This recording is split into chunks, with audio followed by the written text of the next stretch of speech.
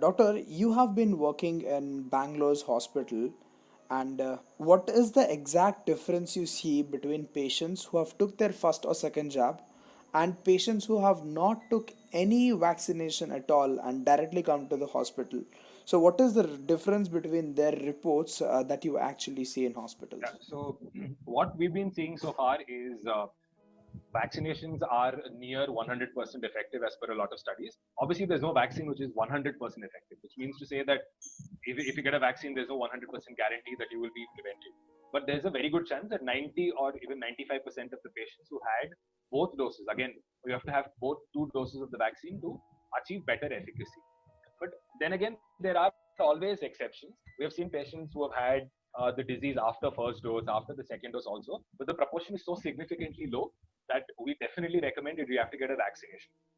Because pre-vaccination, when I see cases where I work even in the COVID wards as well as I work on the radiology side as well in Victoria, the majority of patients who come are nowadays are all the younger age groups who have not even had one dose of the vaccine.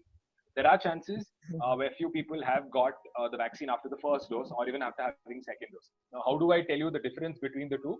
It's, for example, when I do CT scans for these patients, I see how much the lung is damaged, right? So majority or almost all the patients that I've seen who've gotten the infection after getting either one or the second dose of the vaccine, the severity of the infection of the lung is very, very minimal. So which means that 99% of the time they'll have a mild fever, a mild body ache, and they'll come out of it after a week. But if these patients who have not even had one dose of the vaccine, these are the ones who have very bad severe infections. So which means to say from an indirect no, a derivative that if you've had at least one dose of the vaccine, it might not prevent you totally from getting the infection, but it will most definitely prevent you from having a bad infection. That has to be understood. So,